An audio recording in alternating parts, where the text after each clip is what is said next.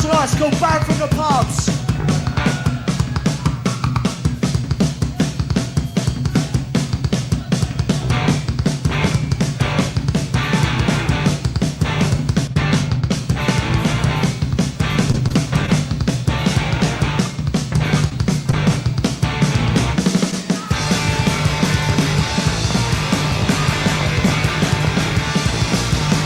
Every must get out of this place! Man from the pub! Every must get the late face! Man from the pub! Every must get out that door! Man from the pub! Every must walk all the law! Man from the pub! Bang bang bang, say go like punks! Man from the pub! Bang bang bang, they cheers like drunks! Man from the pub! Bang from the pubs! Bang from the...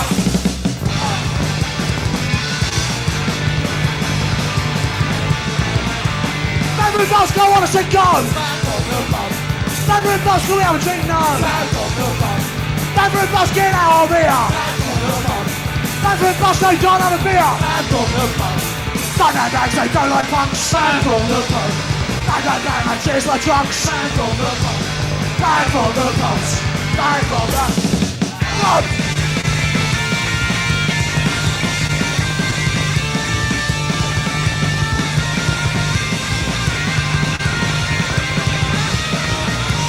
Bang bang bang, they go like punks. Bang from the pubs.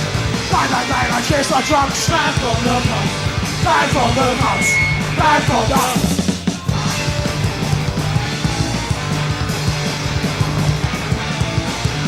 Every bus go on your way. Bang from the pubs. Every bus no punks they say. Bang from the pubs. Every bus you not get out. Bang from the pubs. Every bus no punks they shout. Bang from the pubs. Bang bang bang, they go like punks. Bang from the pubs. Bang bang bang, they cheers like drunks. Bang from the pubs. Bang from the pubs. Bang from the pubs. Thank you. Good night.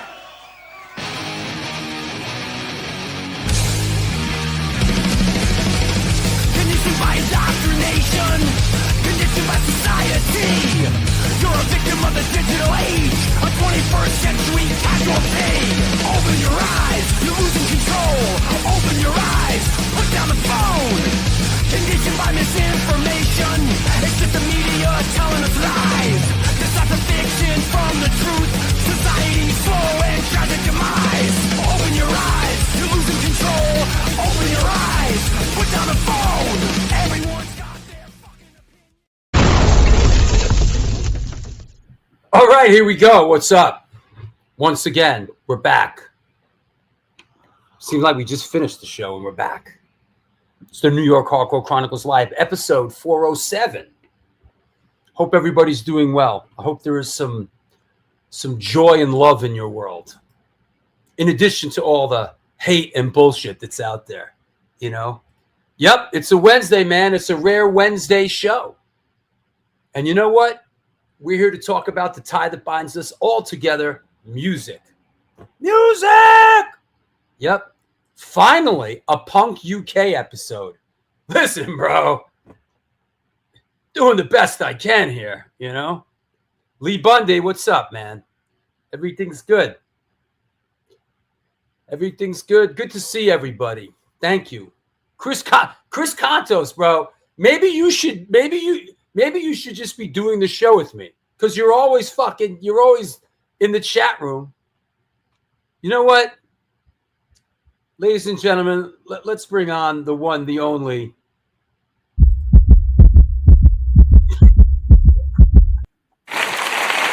Glory Dawn. Where am I? Okay, here I am. Hi. Well, we're playing with sound effects today. You know what? It's that kind of a party. But listen, Exactly. there's a little unfinished business from the last show that you just did. Okay. Who has better hair in this photo, Lori Dawn or John Bush? Oh.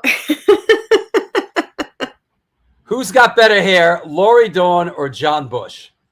I definitely had more Aquanet in my hair. Right.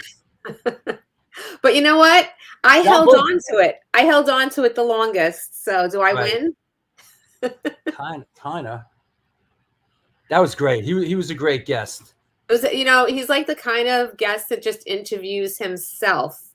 Yeah. Because, hey, Chris, because he's done so many interviews that not only does he answer the question, but he knows the follow up and then the follow up and then the follow up. Yeah, he's a good Yeah, it was great. It was great. Good. We just sit here. It was like story time. Yeah, absolutely. What did I want to ask you about? Well, we got a lot going on. And I want to get that you got this going on tomorrow, right? What is this? Yeah, so Dave Tree has opened up a gallery in Cambridge, Massachusetts. It's the Sweet Tree Ink Gallery. He's got 7 artists in there, including myself. So it's a really, really fun little gallery, good art, in a really nice space, easy parking. That's always a plus. And he's going to have sporadic hours. So tomorrow there's another showing. So if you're you're heading out to a show or dinner or whatever in Boston, you might want to stop by, check it out. Big thanks to Dr. Uma, who has generously donated the space. It's a doctor's office, and a lot of stuff is virtual now, so she's not using it. And we turned it into an art gallery. And Dave really did a nice job with it. Dave Tree, multimedia mogul. Yes, absolutely. I told Dave Tree, and Larry, I know you're watching.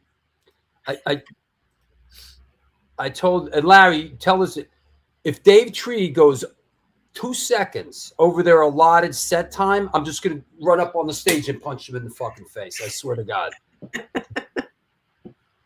Hey, we had the final My War rehearsal last night. That's amazing. Look at that. Love it. Some of the singers showed up. What'd you say? Women to the front. Yeah. Women to the front. Yeah. That's cool. I love it. Yeah, that's Rocco from American Eagle on the left, Zum with the bass. Well, in the front, that's Cindy from the Lunatics. Rochelle and Miranda. Great. And next to Miranda is Davey Hooligan and Will and drummer Mike in the back with Tony. Yep. Fantastic. I love it. Can't wait to hear it. Yeah. Can't wait to hear what you guys are cooking up. It's going to be great. Yeah, absolutely. Absolutely. So what did Larry say? He won't. We have our special handler taking care of it. Okay. We'll see. Because Dave Tree's one of those guys, he'll get on stage until you literally have to pull him off. Is that you, Zum? Is that you, Zum, watching the show? Excuse me. Yeah, everybody's names on YouTube are all messed up. They added all these numbers on the end of everybody's names. I don't know what that is. Because I don't think these aren't the real people. These are replicants. I think they are. This is Larry number 6739. There's 6,739 Larrys out there. When transhumanism takes over and we're all just replicants.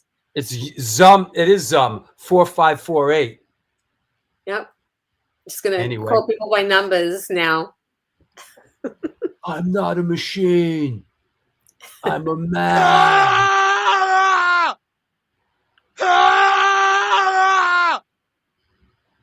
Yep. Anyway. Yes. All right, let's get our guest on. Let's do it up. I'll see it. I'll see you towards the end. We'll stick around. We'll do it up. Stick around. I've got some highlights and some stuff to talk about. So stick around to the end, people. This just in, Robert Hogg in Scotland says you can go in and change it to what you want on YouTube. I finally figured it out. Oh, okay. I think I'm going to go do that now. All right. I'll talk to you later. See you in a bit. Yep. All right. That is correct. You have arrived. This is the New York Hardcore Chronicles Live, and we are sponsored by the Texas Silver Rush, DTFM, Vinyl Distro, Generation Records, 126 Hardcore Clothing, Minty Fresh Presents, and She Devil's Coven. They're female-owned entrepreneur business based out of Connecticut.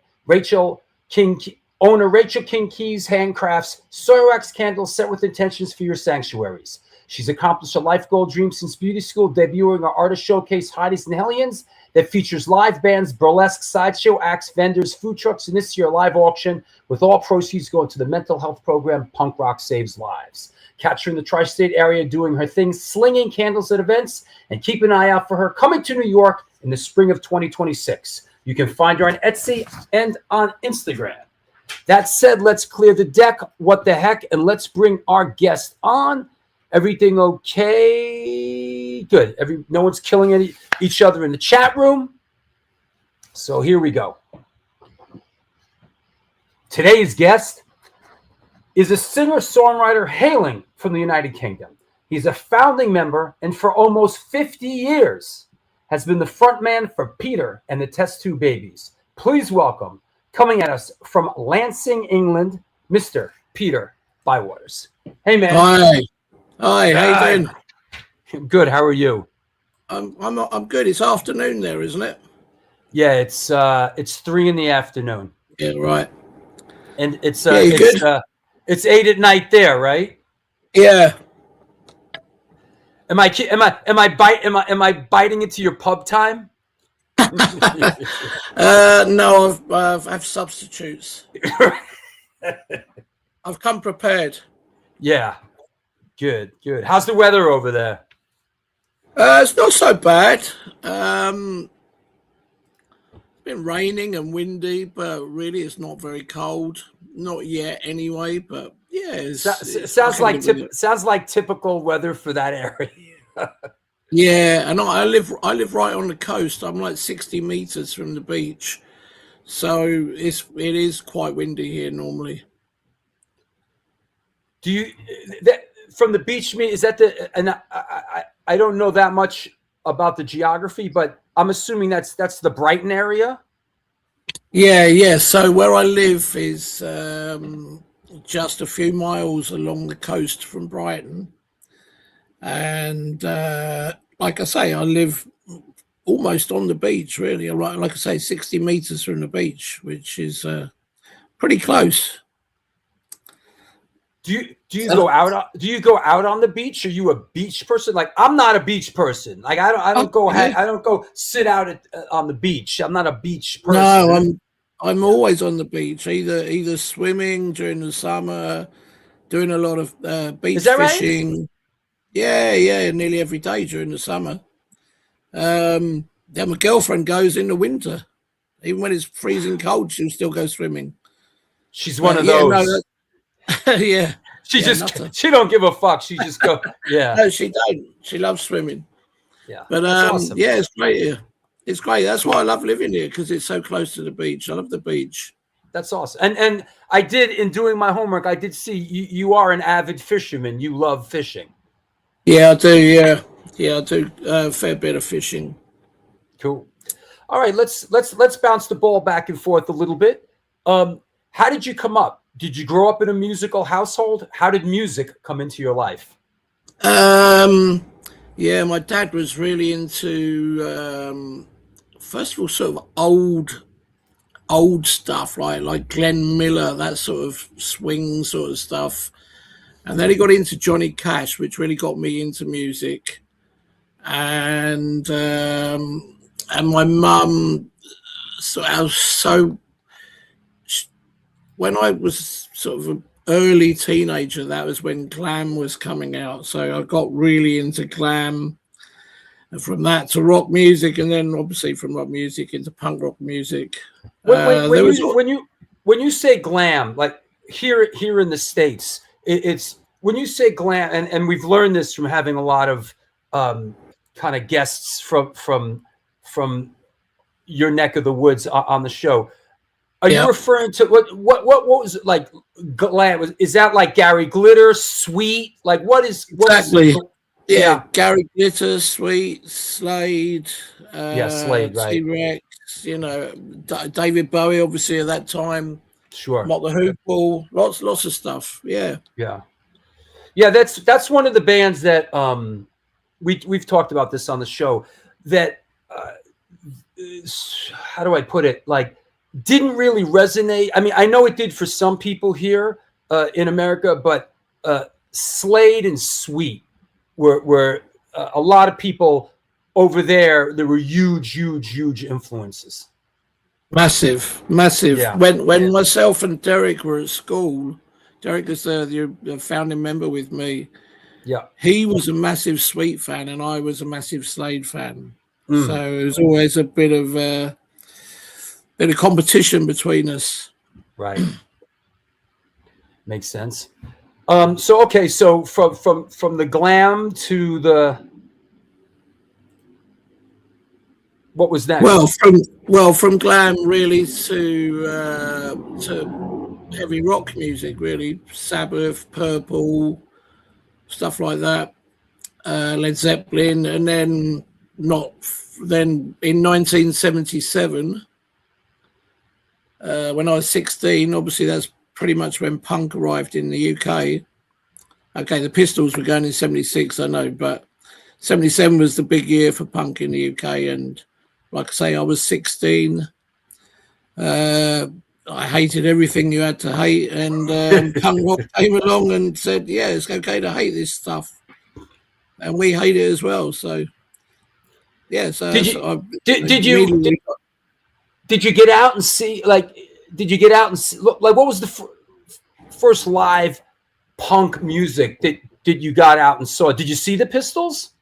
No, I never saw the Pistols. I saw everyone else except the Pistols. Yeah. Who really resonated for you? Who really caught the Clash, the Damned, Buzzcocks, the Adverts, Generation X were fantastic in those days.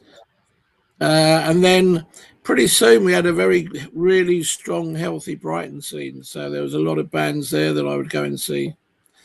So it wasn't very long after that myself and Derek formed our own band. Was the first band you formed, was it Peter and the Test Tube Babies? It was, yeah. And how did that come about? Well, Derek was already in a band. They were called the Cornflakes. They weren't really, they weren't really a punk band.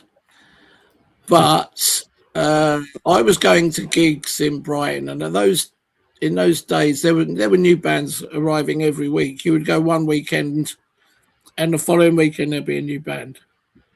So through the people I was starting to meet and know, we managed to get the Cornflakes some gigs. Even though they weren't really a punk band, it didn't really matter so much. So I got them some gigs, and then Derek was writing some songs and I was writing some songs, and we just sort of drifted together to form Peter and the Test Tube Babies. Were you, when you say you were writing songs, were you had your eye on being a singer? I'm writing songs as a singer. Did you play an instrument or? No, I don't. I didn't then, and I still don't now. Right. No, I'm a lazy bastard. I'm a songwriter. I'm a lyricist. Exactly. God damn it. I'm a lyricist. Yeah, a lyricist is only half a songwriter, I guess. Yeah. I hear you. So weird. So when Peter and the Test Tube Babies, where'd the name come from? Well, so we formed the band, but for a while we didn't have a name. Right. So for a while we were Peter and whatever people wanted to call us. Sometimes we're Peter and the packet of crisps, or Peter and the pints of beer, or whatever, you know. And then around that time, I think you had the first test tube baby being born, Louise Brown. And somebody came up to us and said, "Hey, aren't you in a band?" And we said, "Yeah." "Why don't you do a song about test tube babies?" And I thought, yeah, that's good. A good idea. In fact, even better idea would we use it as a name. So it just came from that. And then things just started rolling. Yeah, pretty quickly, really. We're in the right place at the right time, I guess. Yeah. Who were your peers at that time? Like, what other bands were sort of in your circuit? Like, who did you consider anybody like a brother band or a sister band or anything like that? Or anybody kind of in your circle that you played with a lot? Certainly, a band that influenced us quite a lot from Brighton was the Piranhas. Yeah, really old Brighton punk band. Yeah, so we were influenced by them quite a bit. For lyrically, they were quite humorous, their lyrics. And you know, stuff like The Damned as well, you know, it wasn't too serious. Buzzcocks as well. We've never really been into like really old serious political stuff. We're not really into that. Yeah. Great. I see there's a comment here about the Who filming. You know, I was gonna pull it back a little bit. Neil Zum asks, the Who filmed Quadrophenia in Brighton. Any stories about that? Yeah, I was in it. Is that right? I'm in it. Yeah. Wow. Yeah, at the time they were advertising for. They wanted loads of extras, so. I had nothing better to do, so got dressed up as a mod and went down and yeah, got in the movie. I was on set for about 2 weeks. Probably only got used about 4 or 5 times, but wow, got paid for every day. Yeah, it was great. That's great. I mean, you if you blink, you miss it. When you see it, do you see yourself and go, "That's me"? Yeah. That's awesome. That's great. Yeah, I mean, for a kid growing up in the States, when I saw Quadrophenia, of course, that was, you know, Brighton. That is what that represented to me. Brighton, the beach, the mods versus the rockers, that whole bit that's. I mean, for many people, that film will do that. Film will. It's just like people who saw the Warriors, and that's what New York City's like. You know, the fantastic Warriors. movie. Yeah, fantastic movie. The Warriors. Love that movie. Yeah, and I grew up in New York City at the time, and in a lot of ways, that's what it was like, you know? Right. Did he get to meet Sting? Not really. I mean, obviously I did. I mean, we were obviously in the same film together and in same scenes together in some of them, but not really to speak to. But the other guys, Phil Daniels, Toya, all the other guys, they were really cool, and they were kind of into punk as well. So after the day's shooting was done, we would often go to gigs, and they were cool. They would all hang out. You know, they weren't big fucking rock stars or movie stars then. And we would all go to gigs in Brighton, you know, local punk bands. Who directed Quadrophenia? I'm trying to look that up. Sorry, what? I'm looking up who directed Quadrophenia. I think it's Frank Rodnam. English or guy? Maybe he's the producer. Let me look. I'm just looking it up real quick. Quadrophenia was directed by Frank Rodham. Yeah. And Quadrophenia. Oh, he did the Lords of Discipline. Sure. He did the Bride. He did the Bride with Sting. Yeah. All right. Yeah. He did a lot of television. Yeah. Cool. Right on. You know, this is. I'm not sure. This is coming from. This is maybe for some it's very obvious, but RS70 asks, "What's a mod?" Is there a straight answer to that? Well, it's just a fashion like punk. It was a fashion during the 60s, isn't it? Really, different way of dressing, different vehicles like scooters, whereas a lot of other people were riding motorbikes. Yeah, it's just a different youth culture. Courtney asks, "Were the Skids a Brighton band?" No, they're from the other end of the UK. They're from Scotland. Oh. As the next person. So was it a mod is like a hipster? Yeah, kind of guess so in those days. Yeah. I think they were supposed to be really hip. Yeah. Right. I mean, you can tell that from the film. Yeah.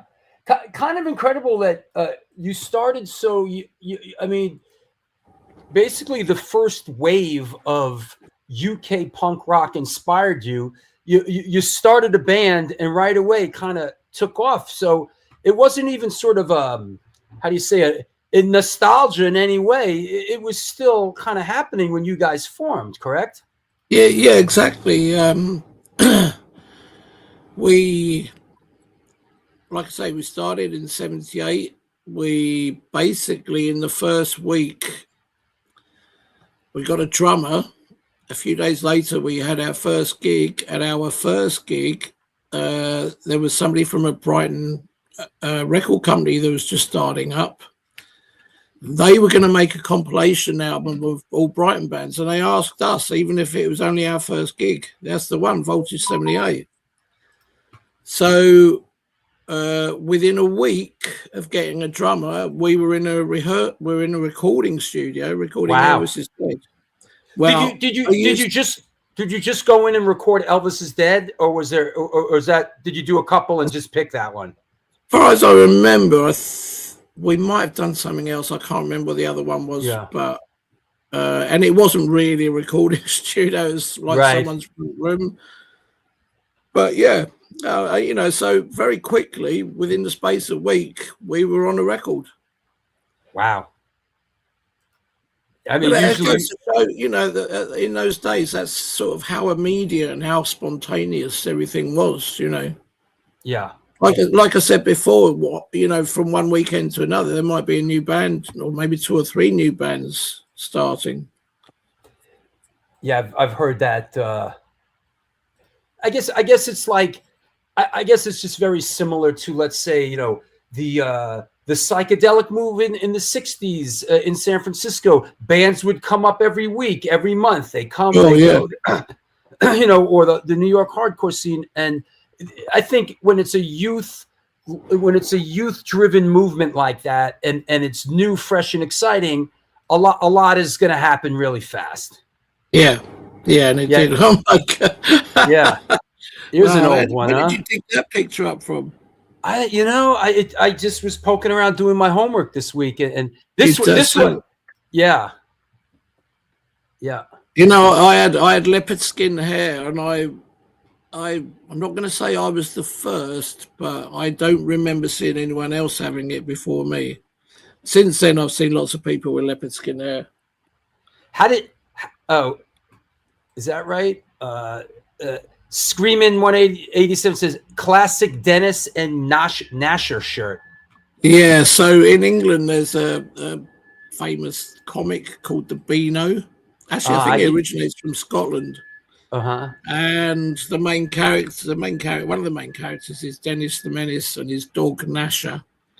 And that's what I've got. If you see that, that's on the shirt, but it's also tattooed on my arm if you look closely. It was called Beano? Yeah, the Beano.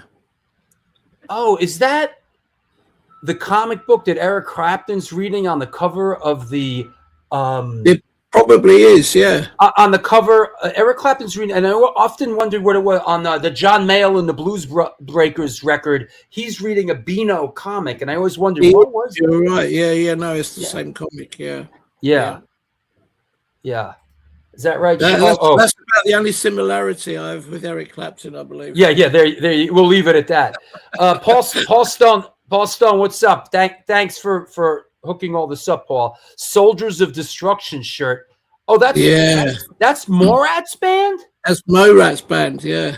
No shit. No, that is definitely Morat's band. Morat is. You know what Morat's doing now? Well, isn't he a journalist or music journalist in LA or something like that?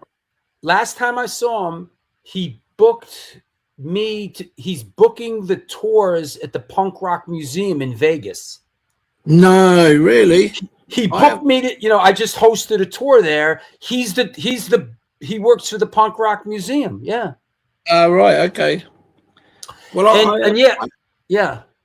I have something that to donate to them, actually. You'll have to give me Morat's number and I can maybe put that out. Yeah, they actually do a nice job over there at the punk rock. I had my doubts and I didn't get involved, but we went and played out there, and they asked me to do a tour, and I did a tour. They treated us very well. They were very kind, and it was a really fun experience. They were really great, you know. Yep. Good. Yeah, I'll have to go one day. But then again, I'm not sure I'll ever be able to get into America again. You know what? We're gonna let you back in. Just stop making fucking fun of the president. Yeah, you say that. And we'll let you back in. we'll get to that mess later. I think I might have had a chance with Biden, but I think my chance has been blown again now you've voted Trump back in. Yeah, well, listen, you guys tried to be slick and sneak in the country, and all four of you guys. What? That was the problem, trying to sneak in. That was the problem. That's how we got caught. Yeah, that's how I got caught. That's how it. Anyway, we'll kind of get to that. Peter and Test Tube Babies really came on my radar screen when with you guys on this. Yeah. Okay. Yeah, that like here in the States, this is something that we sort of we picked up, and we were like, oh, okay. Right. Yeah. Yep. And it seemed like pretty quickly, you know, a couple of compilations, a couple of singles. Good question. How did they get on Gary Bushell radar for the Oi album? Well, we were already. See, Gary Bushell used to write for Sounds. Right. And he'd already done interviews with us. In fact, I think we were on the front page of one edition. And from there, basically, he kind of invented Oi. He basically said to us, I'm going to make a compilation album of certain punk bands. Would you like to be on it? But he didn't tell us what the title was going to be at the time. And then he called it Oi the album, or with him and the record company. I'm not quite sure exactly how it happened, but yeah, it's basically a Gary Bushell thing. Yeah, and then they went on. They did, and then there was this one as well. Which we're on that one. Yeah, I think we're on that one as well. Yeah. Nice picture. Yeah. But yeah, that's how a lot of that's how initially he came on my radar screen. I think a lot of other people as well. Is he the one? You know, I never heard of this term, and in doing my homework, you know, this. I'm not sure if I'm pronouncing it properly. The punk pathetique subgenre. I never knew such a fucking thing existed. Another Gary Bushell invention, I believe. Yeah. Anybody hear that? Does that make sense to anybody out there? Anybody hear that? The punk, is it punk pathetic or punk pathetique? Anybody hear this subgenre? Yeah. Yeah, it was his invention. He called it punk pathetique. Oh, pathetique. Okay. I knew I wasn't pronouncing it right. Basically, it's just, see, the thing is, I've always seen us as a punk band. Right. And that's all we've ever been, as far as I'm concerned. But then, oh my God, that's such an old picture. Jesus. That's an early one. That's a real early one, right? That is so early, yeah. But, so we've always classed ourselves as a punk band. And then Gary Bushell invented this thing called Oi, and then this subgenre called punk pathetique. And at the end of the day, we're just a punk band, you know? Right. I'm not really keen on all these little pigeonholes that you have to fit into. We're a punk band. Yeah. Always have been. Yeah, that's usually the way it goes, right? Is everything gets, you know, a label or this or that, but in the end, you know, we are what we are, right? Exactly. Yeah. That makes sense. Let me get to? Oh, here's another great one. Here's a good one. Look at the bod. Look at the bod on this kid, huh? There you go. Yeah. I guess I still look like that today. Yeah, man. With the drink in your hand still. There it is. Yeah, there you go. Some things haven't changed. Yeah.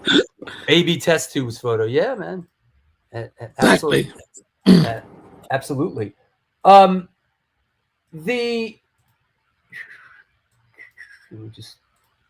Which I guess it took a minute to get in and record a full length. Can you give us some perspective on Pissed and Proud, which was pretty much the first 12-inch full length, right? That's our first album, yeah. Yeah. Could you give us any memories recording it, or and that was what was that? No Future Records, right? Yeah, that was we were one of the first bands on No Future. In fact, I think we saw an advert in the back of Sounds in there, like their classified bits, where it basically said brand new record company looking for punk bands.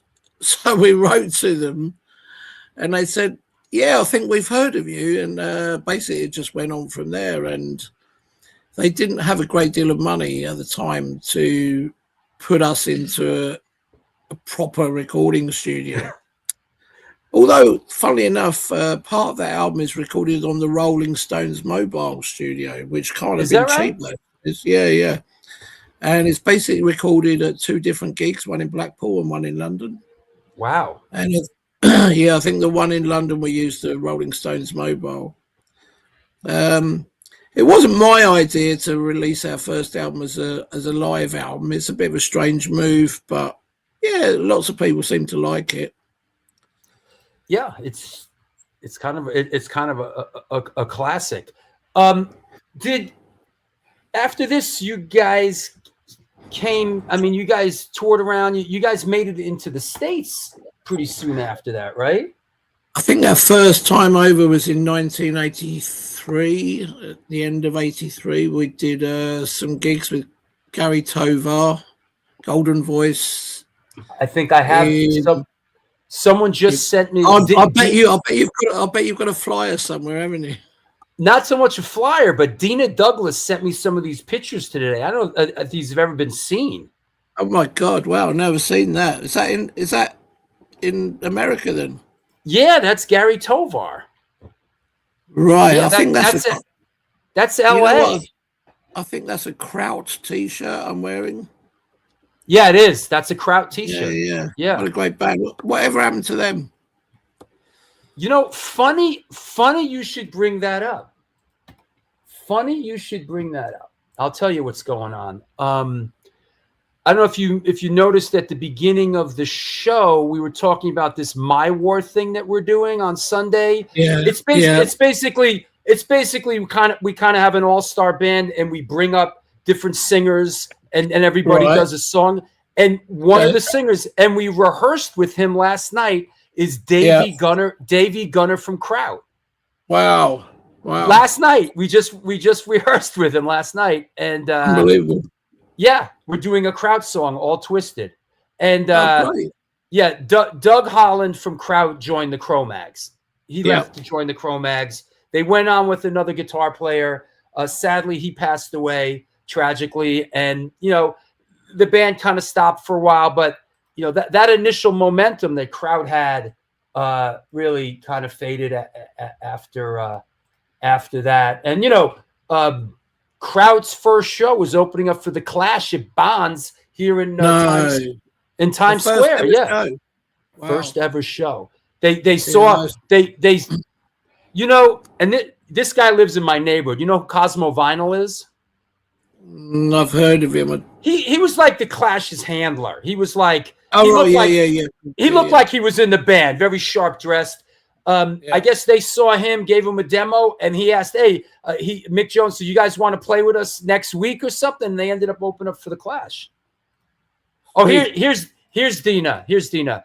That photo was in Santa Barbara or Oxnard. The band has never seen any of these photos. Here's another one. God, she's going to send me. I've seen that one actually. Yeah, the man with the rubber face. Yeah. Dina, you're the best, Dina. Thank you. Yeah, that's a good picture. I love that. Wait, there's two more. Let me show you these other two. Can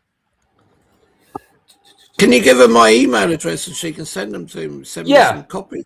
Yeah, sure. Great. Dina, I'll give you Peter's contact information. Here's another one. Wow. Yep. Yeah, great photos. Yeah. Yeah, she really documented that moment in time, 80, 82, 83. That was a great time. I went. I mean, we did that Santa Barbara. The show in LA with the Addicts. Oh wow! It was a big show. Oh yeah.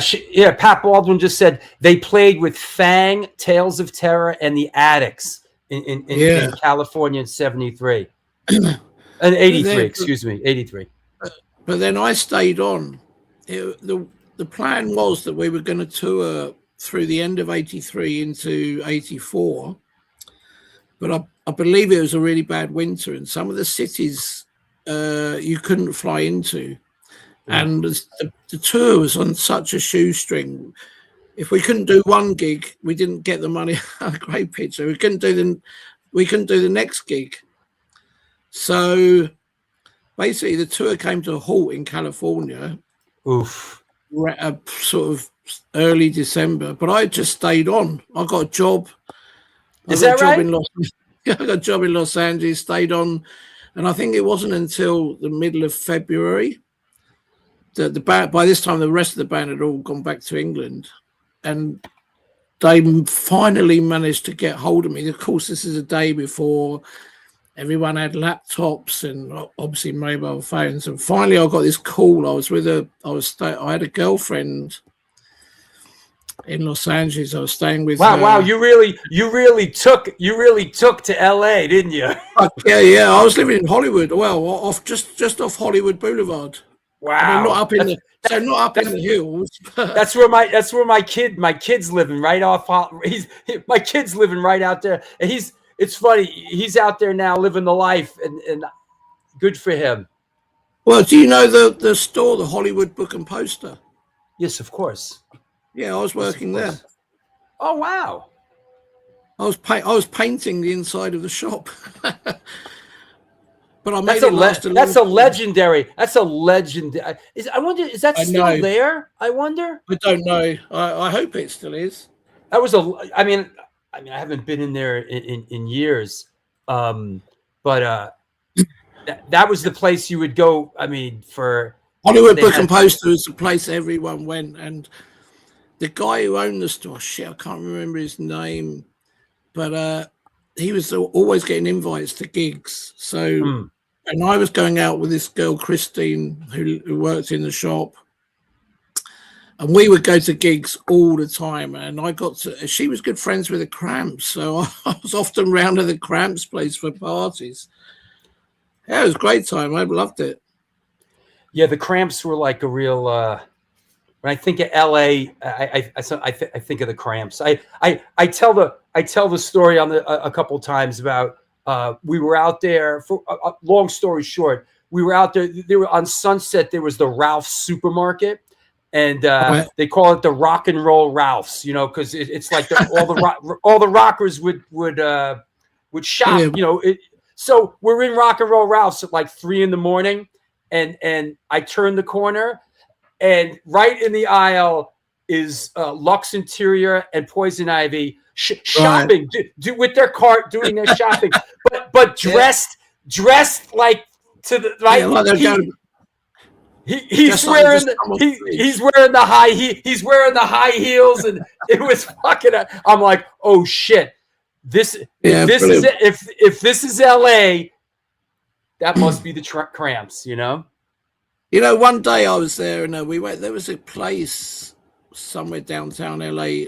We used to go to, me and my girlfriend then, Christine. We used to go to some Sunday afternoon shows, and we went to see this band one day. Nobody knew them. They were called the Red Hot Chili Peppers. There you go. Later in the evening, we went to a party at somebody's house. She parked the car up. Of course, you know, loads of people there. As we walked through the house to go out into the kitchen in the garden, there was a band playing in the front room. Red Hot Chili Peppers. Wow. I know, it's unbelievable. Yeah. A lot of that type of stuff would happen in LA and Hollywood back then. You know, it was land of dreams. It's changed a bit, but there's still a lot going on out there. Did you guys did you make it to New York City at all? We have played. Yeah, we played New York City quite a few times. In fact, we played the last week of CBGBs. Wow. They did a week of gigs, and we were one of the bands that did the last. I think, I'm not sure, but it might have been on the same bill that we played. We might have been supporting the Dead Boys. Oh wow. And obviously there was no Steve Bater, obviously. They just had his leather jacket hanging on the mic stand. And I think Cheetah Chrome was singing. Yeah, I saw a couple of those. You know, when they broke up, every now and then they would do a reunion. I remember they did a reunion in '86 here with Steve Baters. Yeah, I saw Johnny Thunders and the Heartbreakers reunion a couple of times, and those were great. Those were really great. It was a real honor. It was a real honor to be, invited to come and play the last week of CBGBs. Really thought it was an honor. Did you get to play there? Did you play there before that? Like just yeah. I think we played there. I played there at least twice before that one. Yeah. You would not believe what that neighborhood looks like now. Okay. Your head would spin like Linda Blair in The Exorcist, man. It's very high. It's very high end now. There's a big hotel on the corner. It's unrecognizable almost. But that's the way of the world, right? Yeah. That's So do you know many of those old bands from LA then? Yes, of course. What happened to Tex and the Horseheads? She moved somewhere to Nashville, maybe. I think she kind of packed up and started a new life in Nashville, I believe. Oh, right. Mark Yoshitomi, our good friend and supporter from Generation Records, he said, I saw you at CB's in the 90s with The Forgotten. Yeah, they were fantastic, The Forgotten. We did a whole tour with them. Is that right? Yeah, they picked us up at New York Airport. It was weird because we didn't really know who they were or what they looked like. And then when we landed at New York, there was a guy with leopard skin hair, which was kind of ironic. Right. I thought maybe they must be picking us up. Yeah, and it was the singer Lordy, I think. Yeah, Gordy. Sorry. Did you enjoy? I assume. Young. We all know as young people, touring with your friends is fun. But was it an exciting adventure to sort of tour America in those days? What I assume was a van. Yeah, it was great. It was brilliant. We had my problem with touring America is I don't know what it's like now, but I had a problem with some of the places you have this weird fucking alcohol laws. Yeah.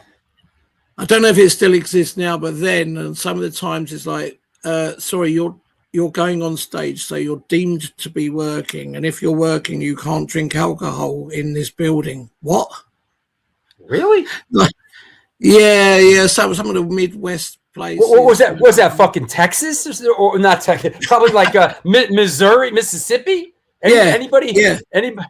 Yeah. I know. Anybody hear about this? Post it up. Yeah. I know. There's always weird. Yeah, there's weird things like, and I know a lot of this doesn't exist, but like they don't. You can't buy liquor on Sunday. So if you're playing on Sunday, there's no liquor. Like I don't see much of that anymore. I don't.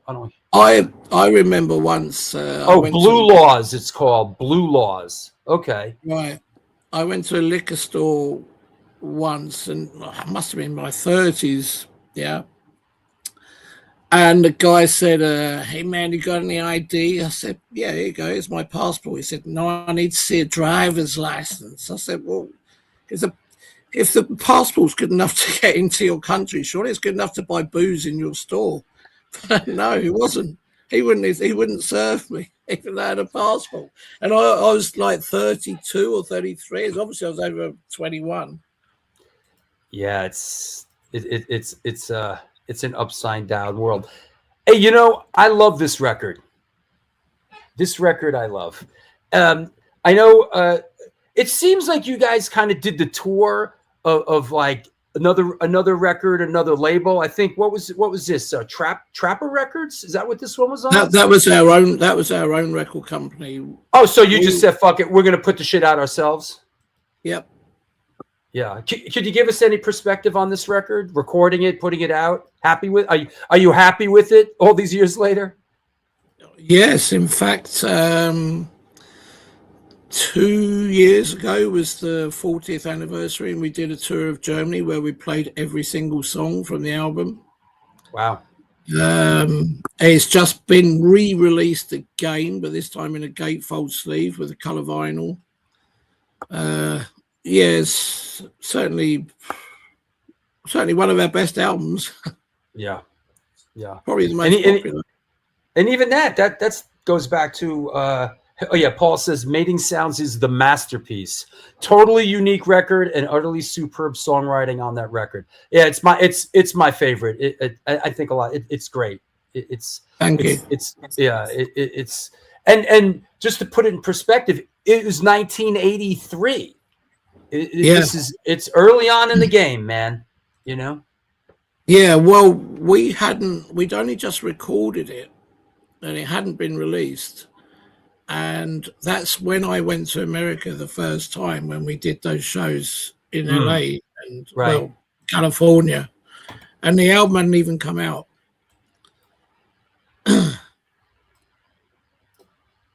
And yeah, here's another. I don't know, Dina. I don't know, Dina. This isn't probably one of your shots because I got this. Maybe it is. I got this off the internet, but there you go. Seems like very close to the same time, Possibly. Oh, yeah. That might be from England. That picture, right? In fact, I think that one is from England. Yeah, it could be. Look at the windows in the back. Those look like. Yeah. You have better windows in America. Yeah, the windows. It could be. Let me see what. What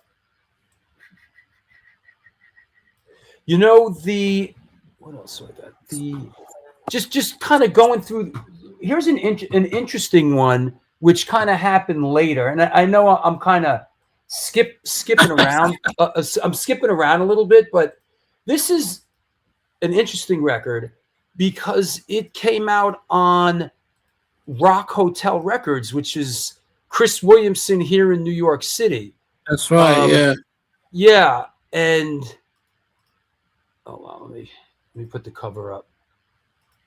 I think I know which cover you're going to put up. Yeah. This. I wonder how many bands have done that since. Yeah, huh? Well, I wonder how many bands did that before. I don't suppose we were the first. Yeah. Could you? I didn't realize that this was a Rock Hotel release, because Rock Hotel we know here being like New York kids, Cro-Mags, Murphy's Law, Warzone, right. That kind of stuff. And I know they we were way before then. Yeah. But this came out, how did you guys, how'd this end up? And you know what I think, you know what else came out on Rock Hotel? Discharge, Grave New World. So great there album. you go. Yeah.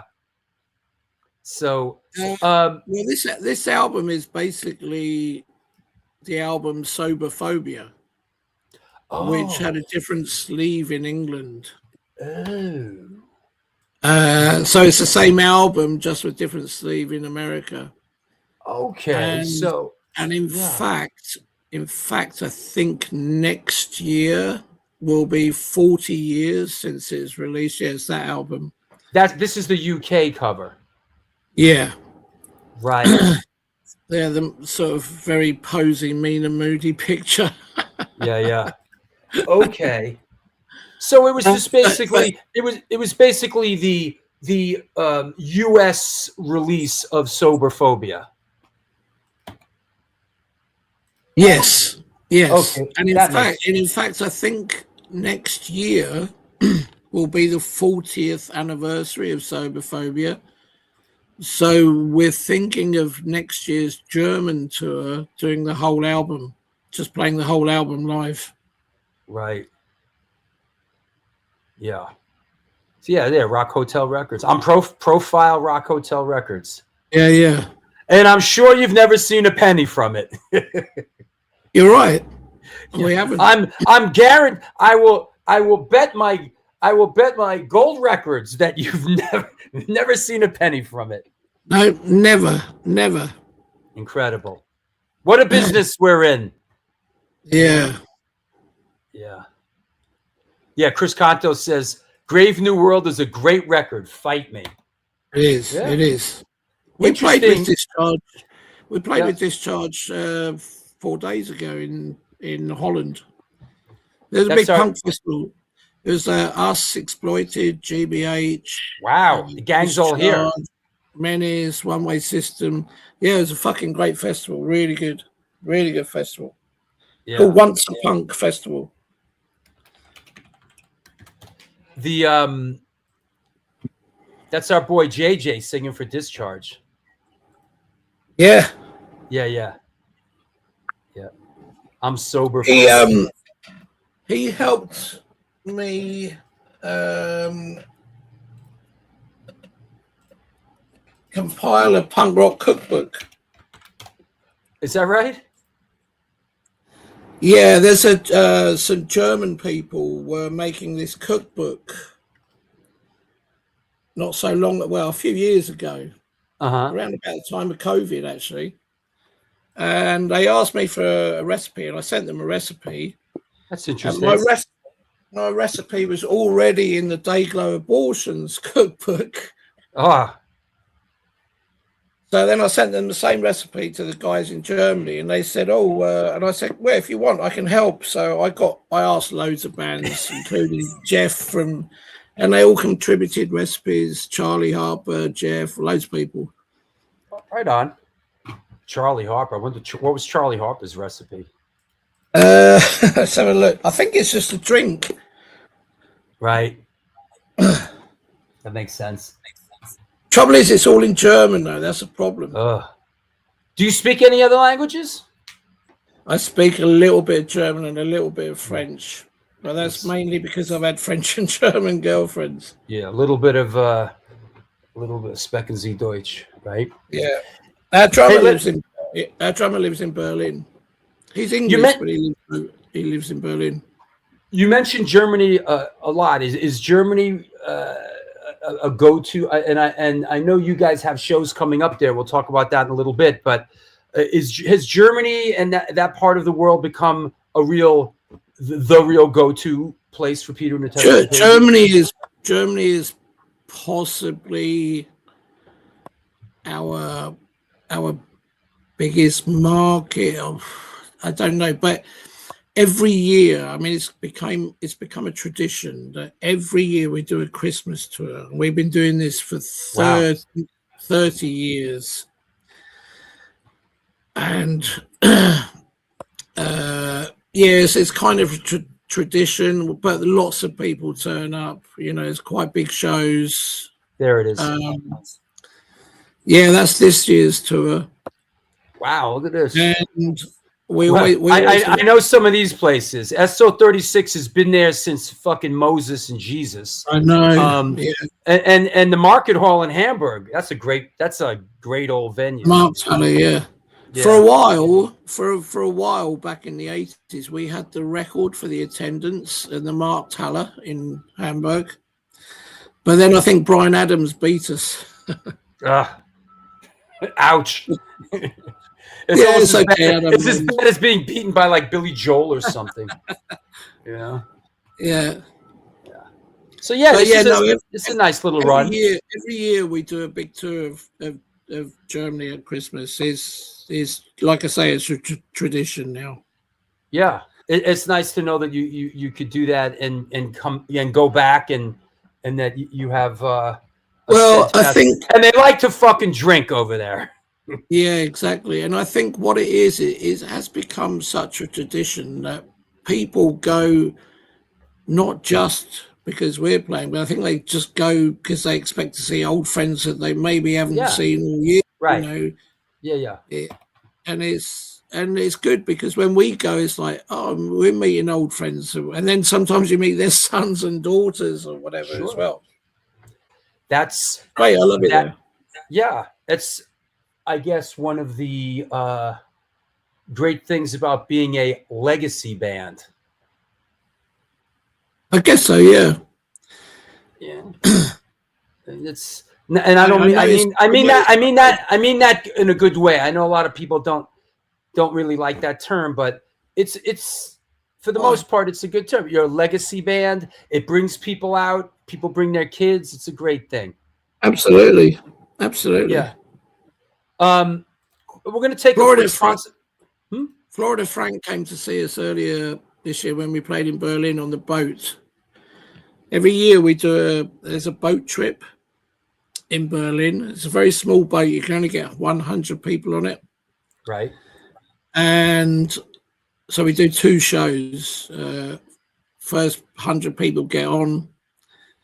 We do a couple of hours down the river. They get off, another 100 people come on. And then, and this year, Florida Frank was there. It was so weird meeting him on the boat. Yeah, it was great. That's great. Let's do a question before I take a sponsor break. I think this is good. Pat Baldwin asks, with over 45 years of music, how do you winnow down your set lists now? How do you? That's a good question. Yeah. In fact, you can never please all the people all the time. And so many people say, you got to play this, you got to play that. And it's like, fucking hell, you know, we're not the Who. If we wanted to do a 3-hour set, well, it would probably kill us. But we can't put all of the songs that we do in the set. So it's just a matter of choosing basically our favorites at the time, I guess. Really, I mean, obviously there are some that have to stay in the set. I mean, band from the pubs, and if we didn't do Band from the Pubs, we'd be fucking lynched, I'm sure of it. So, yeah, I would like to do more songs. We've got it down. We've got it down to 20 songs at the moment. Yeah, it's quite a lot, really.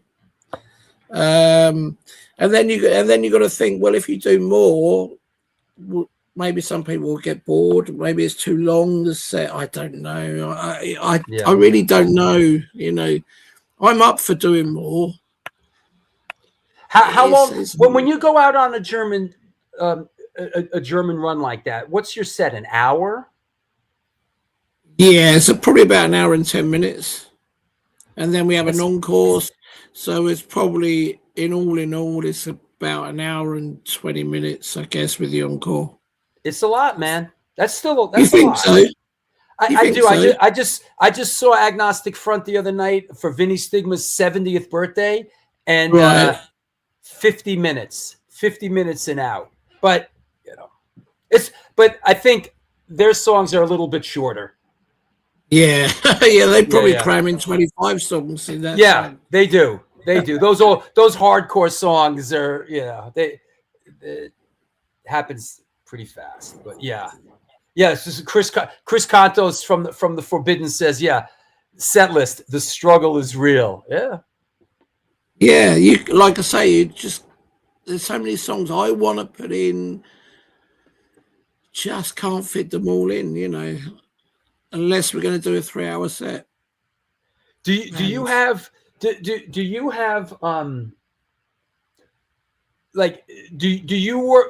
is one person in charge of the set list? Is it Derek? Is it you? Or in my band, I make the set list. This is what we're doing for the most part. Me.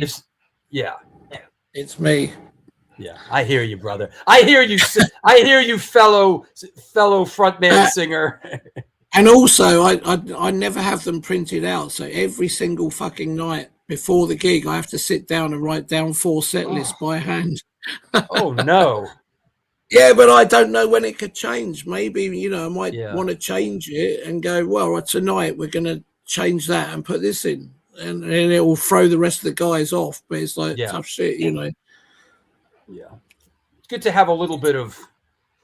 I'm not exactly James Brown. I'm not going to sack anyone if they make a mistake on a new song. Right. Gotcha. Hey, let me take a quick sponsor break. It'd be a couple minutes if you... Time for me to have a piss break. And I was going to say, if you got to go take a piss, I'll see you back here in like 5 minutes. Okay, all Thanks, right. Peter. Okay. Yeah, that's right. It's halftime, folks. The one, the only New York Hardcore Chronicles Live. Hope you're enjoying yourself, at least half as much as I am.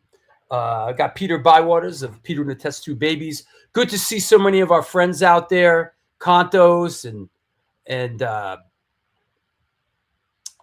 Chris, Paul Stone, and everybody else.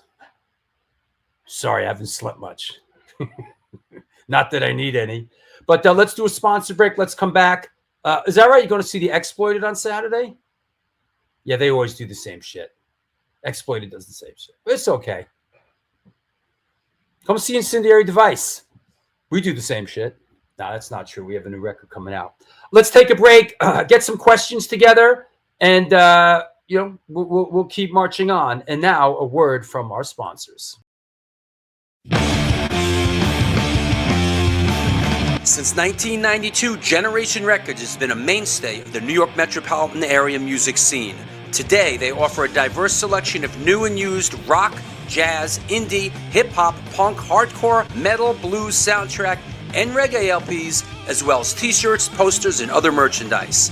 They buy used record collections and music memorabilia and will pay you top dollar for them. House calls made for large collections in the tri-state area.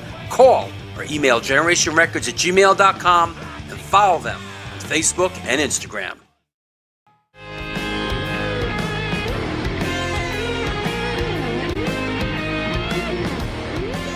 Will that be cash or in debt?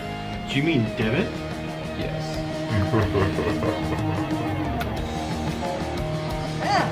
Sorry.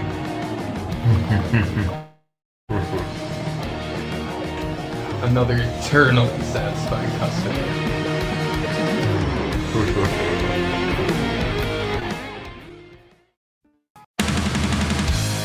Yo, what's happening? I'm out here at one of our all-ages Sunday matinees on the Bowery. I hope that you are enjoying today's show. I just want to let you know that the New York Hardcore Chronicles Live needs your support. Please step up. There is a Patreon page that has a lot of unique program. Shows are announced there first. Lots of good stuff. There's a PayPal address right there on the screen if you want to make a contribution. There's also a super chat function. You could do that, but the bottom line is this show exists because of your support. We're going to be doing it for a long, long time. Thank you for all your support through the years. Back to the show.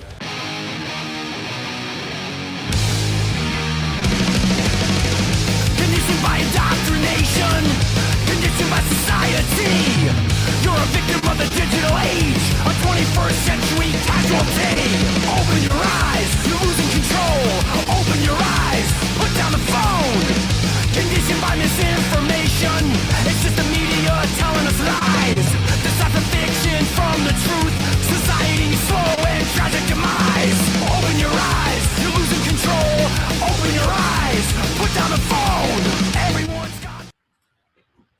And we're back. It's the New York Hardcore Chronicles Live.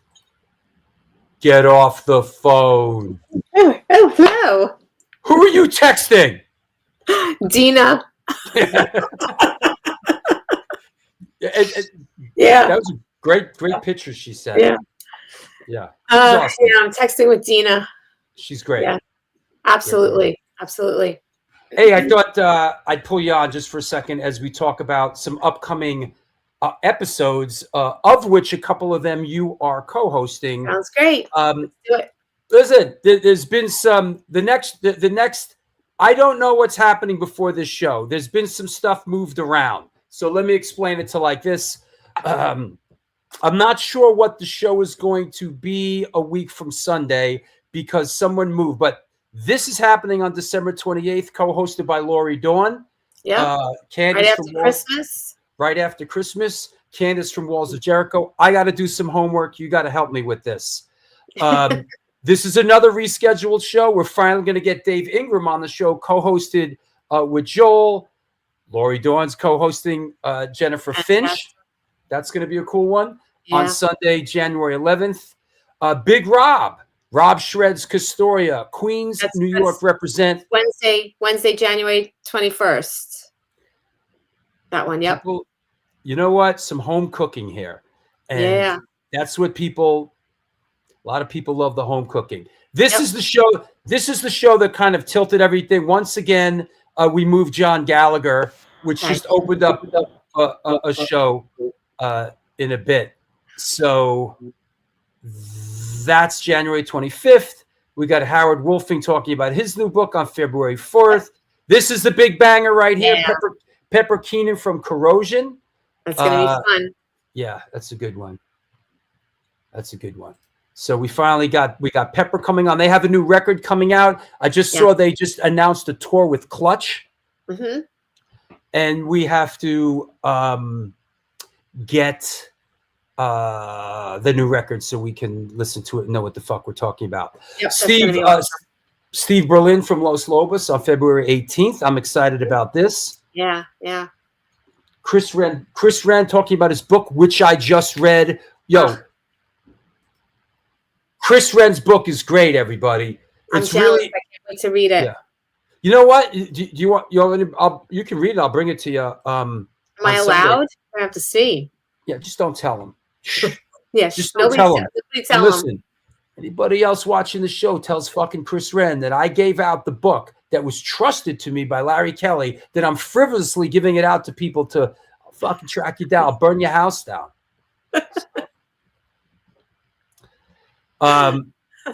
Chris is fine. Yeah. Chris knows I'm fucked up and untrustworthy. It was his fault for giving it to you, you know what I'm saying? Like, it's his fault. You gave me the book. What did you think was going to happen? And I'm going to read it all online. Hey, welcome to the New York. Welcome to the. Very good.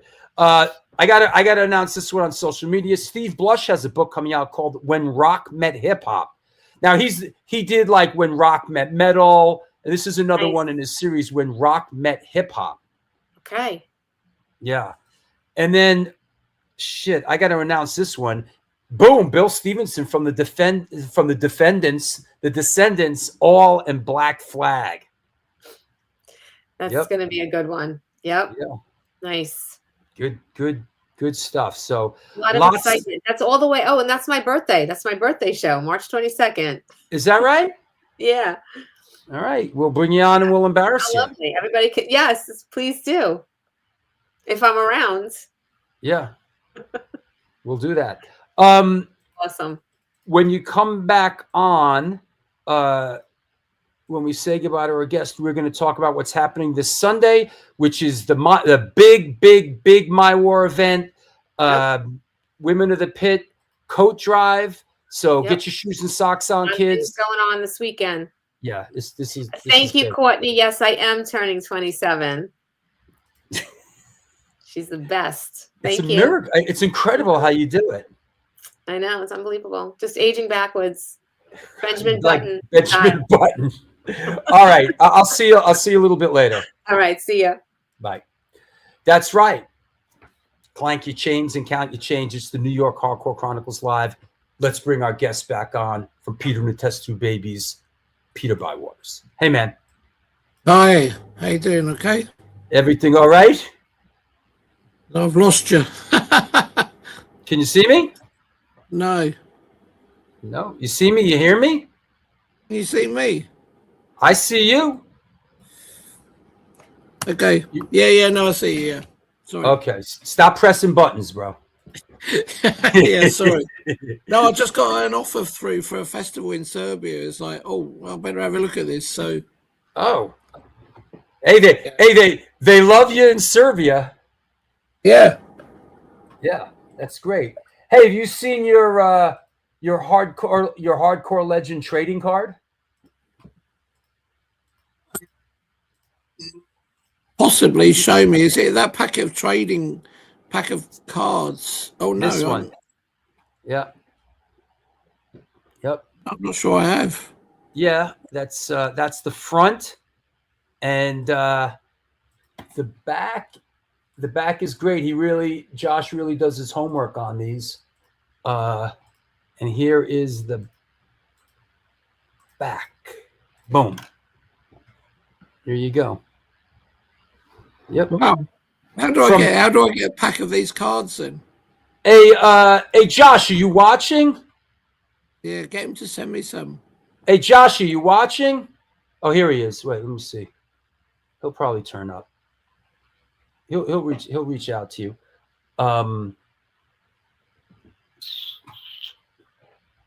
Oh, he said. Yeah, no, I've never seen these cards, so it'd be great to have some. Hey, Josh, reach out to Peter. Or Josh, reach out to me. I'll give you Peter's email address. You know, there is lots of stuff that people show me and ask me to sign that I've never seen. Really? Yeah, I mean, just last weekend in Holland, I was asked to sign a copy of Piston Proud. Mm-hmm. And I looked at the label, and it was a label that I'm pretty sure we've never done a deal with before. Oof. So it's probably a bootleg. Yeah. This happens all the time. Well, I'm sure it does. I remember, you pull over at the truck stop, and I mean, I don't know if it's still these days, but I remember pulling over, at the truck stop in Poland and being like, what the fuck is this? Yeah. What the fuck? And yeah, and it's you. Yeah. Who's buying this shit? Who's buying this shit? Well, who's putting it out is the more important question. Yeah, right. Yeah, obviously supply and demand.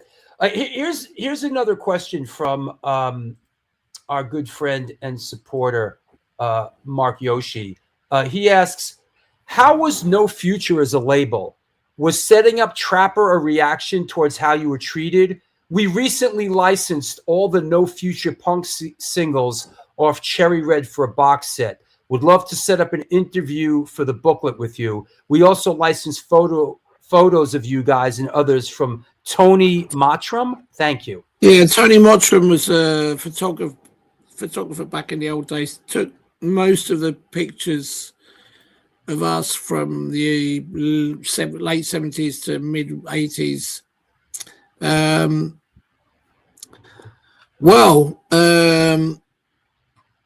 No Future were good. The problem is, around that time, we acquired a manager. I can't even remember how, but he convinced us. Yeah, and we were just kids, really, to be honest. Oof. And oh no! Here it comes, right? Here it comes. Here comes the manager. Yeah. Here comes the shit, right? Yeah. Here comes the manager who tells you you're doing everything wrong. Right. And we had a good relationship with No Future, but that didn't last very long. When he got involved, he pissed off Chris Berry, who's the guy who owned No Future, and I don't know if they dropped us or whether our manager pulled us off the deal, but shortly after that, then we set up our own label, Trapper Records. And even though it was our own label, we didn't really see any money out of it. Maybe the manager did, but we didn't. Did you just do that one did you just do that one record, or was on Trapper Records? Yeah, on Trapper, or did this one come out on Trapper also? Right. Okay. No, this one started off as a cassette only that we made. It's not really an album of new songs. It was just a compilation of stuff, adverts from Golden Voice, in fact. Okay. So there's radio adverts, there were bits of radio interview, there was some really old demos that had never been released. It was just a compilation of stuff, really, that we made and released through the fan club. It wasn't. I see. Okay. We only sold it through the fan club on cassette.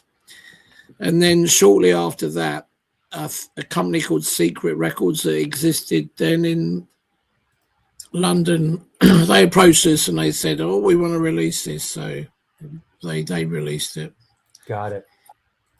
And then after I mean, you guys did like a tour of, you guys did a tour of record labels, you know. So this one was also on Trapper Records. No, actually, wasn't this? Is this Harry Pie? This is on Harry Pie, but that was also our record label. So we started with Trapper Records, and then we changed, and we set up a new record company called Harry Pie Records. Jeez. And how long did that last? Probably just for that record. Yeah. Okay. Oh, that right? Secret Records morphed into Music for Nations. Okay. And they might have done. Yeah, that probably explain why we never get any money. Yeah. You know what? That probably explains why I have never seen any money from Music for Nations for the Antidote shit. So there you go.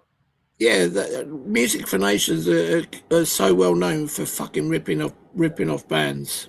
Oh shit! Oh, maybe I should backtrack. In case anyone from cut that bit out. You know, it's incredible how some organizations can just exist like that and just take rip off artists and it's unbelievable. I know. Yeah, it is incredible, isn't it? Is there anybody out there that's treated you righteously and just? Cherry Red Records have been good with us. Good. Yeah, there are other record companies. Certainly, most of the agents and promoters that we work with have been really nice people. Is this the last studio album that you guys did? Yes. Yeah, and that's going back a couple years. Yeah, but there will be a new one next year. Okay. So good. we've been writing songs, and we've probably got enough for at least 2/3 of it. We got like 9 songs, new songs, and that was out of 2 rehearsals. And the good thing is, there's like all of us writing. That's great. So we have ideas coming out of our heads. Really, we've got loads of ideas. So it's a real benefit having a new bass player, Mike, who used to be in English Dogs. He writes a lot of songs. Sam, our drummer, he even writes songs. Aggro, the guitarist, he also writes songs. Derek's still writing songs. Is this the lineup, or am I missing somebody? Right. Okay. So Derek, the original guitarist, is still in the band. Yeah. But he's not in this picture. This was taken in Spain a couple of months ago. Okay. So Derek, I don't want it. It's private stuff. It's family stuff. But family stuff means that Derek can't spend as much time as he would like to being in the band. Consequently, we have another guitarist, the guy with the green shirt, Andy Aggro. Was he in the English Dogs? No, it's Mike at the end. with the Marshall shirt. He used to be He an was- English dog. With Giz Butt. I'm not. God, there are so many versions of English dogs. I don't want to say which version he was in, whether it's with Gizbot or not. I'm not sure. Yeah. Yeah. So at the moment, Derek is in the band, but he's kind of like the stand-in guitarist, kind of, because he can't play so many gigs. So he's not out of the band, but he's still in the band, but he doesn't play most of the gigs, if that makes any sense. Yeah. But here is when he does play, you play as a 5-piece? Indeed. Yes. In fact, that was probably taken, I don't know, actually. I'm not sure where that was taken. Yeah. But next Tuesday we leave for Germany, and it will be the 5 of us on stage. Oh, so he's coming out with you in Germany? Yes. Yeah. So I'll be 5 of us. I mean, Paul Stone says Tat's a great bass player and Sam's a top drummer. Tat was in Wakey's English Dogs. We did a split with them and my lot, Keyside Strike. Okay, got it. Yeah. And Tat is a great bass player. It's nice to be in a band with guys you like and you enjoy spending time with. Yeah, well, we've known Tat for a long time. I mean, he lives in Birmingham. We all come from the south of England. And it's, we've just become, we were good friends, but we've just become much closer friends since he joined the band 3 years ago or whatever it was.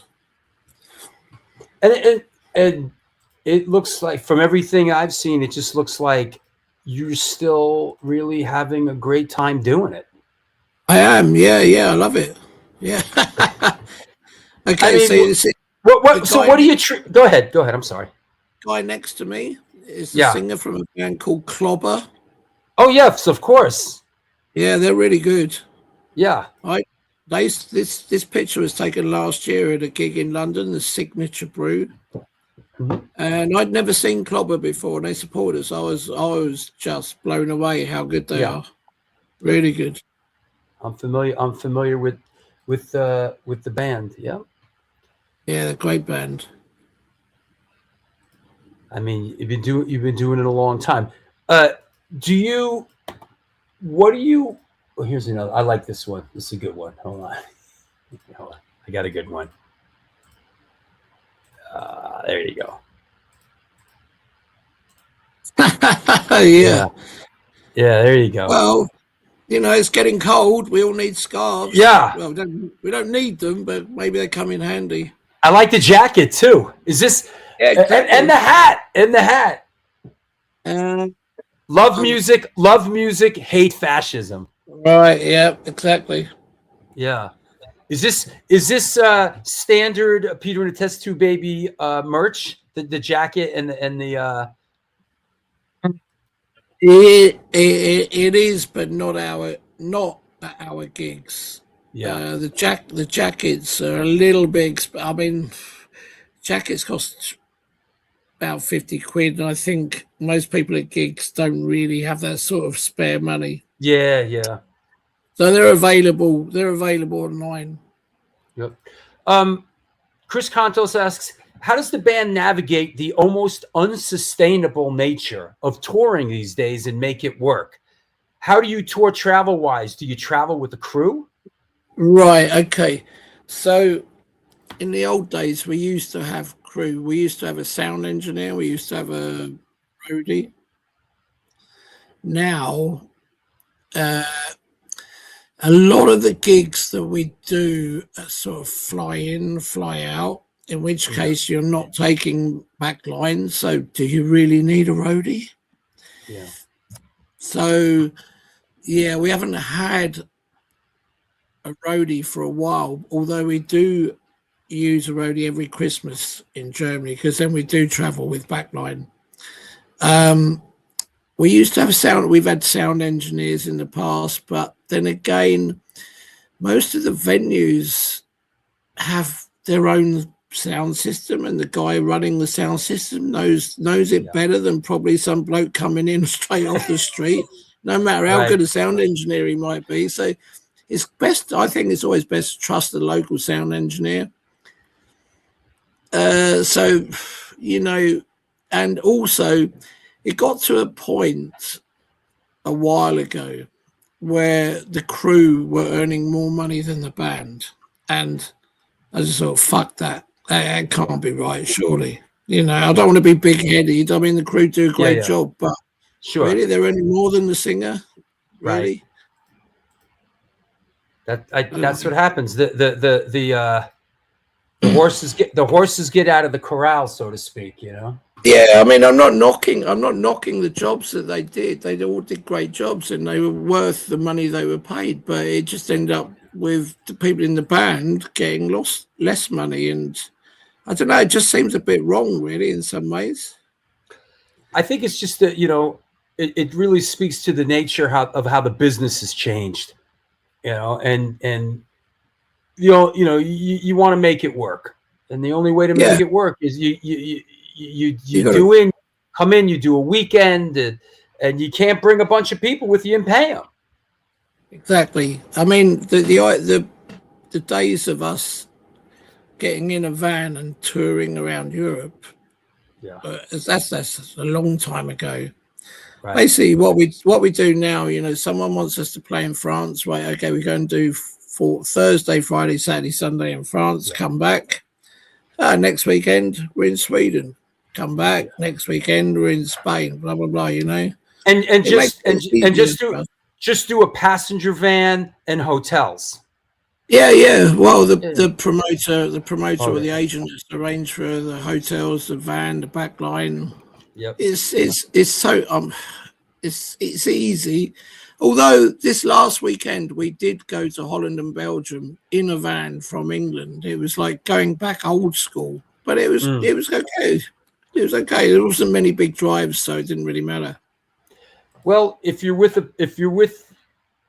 a bunch of guys that you enjoy spending time with, it's not absolute. It's not absolute torture. Yeah, and So far, we all, you know, we all like each other, all have fun with each other. So, yeah, I mean, to be fair, I'm asleep most of the time in the van anyway. So.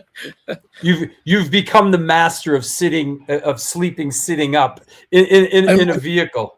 My God! Yeah. Is there such a thing as travel-lepsy? You know, there's narcolepsy. I'm wondering if there's travel-lepsy, because as soon as the van or the car or whatever vehicle I'm in, as long as I'm not driving, of course, as soon as it starts moving, I start falling asleep. Yeah, that's a rare talent, my friend. Well, the rest of the band call it my superpower. Yeah, it's Vinny Stigma from Agnostic Front has that power as well. He gets in and he goes to sleep, man. Hey, do you think Vinny Stigma might be watching or listening? Not right now. They're on tour right now. Right, because I tried his meatballs in this cooker. They're fucking great. They were fucking Is really that right? great. I'll tell him. Yeah. I had breakfast with Roger like 2-3 days ago. They were in town. It was Stigma's 70th birthday. Let me take a very quick break, real quick. We'll come back and we'll take some questions from around the world. Okay. Yeah. All right. What's up, New York Hardcore Chronicles Live? Yo, post your questions. Peter Bywaters, Peter and Test Tube Babies. Now's the time to post your questions. We are sponsored by blah, blah, blah, blah, blah, N126 Hardcore Clothing. They're a streetwear brand for restless individuals who don't compromise. They're about being positive, spontaneous, and true to yourself. For years, they experimented with several printing methods and materials and collaborated with a large number of designers and illustrators, always giving room for fresh perspectives while retaining the hardcore attitude. Get in touch with them. Ramp up your game. www.126clothing.com. Come on now. Speaking of Vinny Stigma, come on now. Joe Ramini, Vinny Stigma's cousin, the Texas Silver Rush. They're a jewelry design firm and boutique store located in the birthplace of the Texas country music scene in Fredericksburg, Texas. They specialize in working with musicians in all music genres to design and create unique one-off pieces like the one I'm wearing around my neck right now, as well as to style them for stage, album covers, promo photos, and social media exposure. Their client list includes Rock and Roll Hall of Famers Greg Rolle, Ringo Starr, and, of course, Agnostic Front. Information on online sales are being taken at their Facebook and Instagram page, and, of course, www.texassilverrush.com. Last but not least, Minty Fresh presents our promotion company that put on hardcore metal shows in Locals Bar in Manalapan, New Jersey. Founded by Chris Golis of Bulldoze and Frankie DeAngelis of Silence Equals Death, the shows are all ages with plenty of free parking. The kitchen's open all night and the bar till 2 a.m. If you're a band looking to play and you don't totally suck, or if you do suck but draw a fuckload of people, please reach out to them at mintyfreshpresents@gmail.com. Ticket pre-sales for events are available at mintyfresh.com. Check them out on Instagram, Minty Fresh. Post your questions. What's going on? Post your questions. Let's go. Hey, want to shout out new patrons. Please support the show on Patreon. That's the way to do it. Want to shout out Tommy Cole, Gabriel McPollin, and Jan Ferris. And actually, while this show was happening, we got a new patron, and I want to welcome. Well, Eddie Medina is back. So thank you all, and that's the way to support the show. And the show needs your support. There it is. Pick up your communication device, scan that. It's $2 a month. You cheap mother. It's $2 a month, or $5 a month, or 10 or 20 or 50 or 100 if you want to get crazy. But that said, post your questions. Let's clear the deck. What the heck? And let's bring back Peter Bywaters. Hey, man. Hey. Let's do some questions, huh? Yeah, I see one from Paul Stone. Yeah, ask Peter for his favorite bands and stories from his stage managing. Oh, is that right? You stage managed at the Rebellion Festival? Is he still collecting shirts for his other half from every band on his stages? Well, I did do that.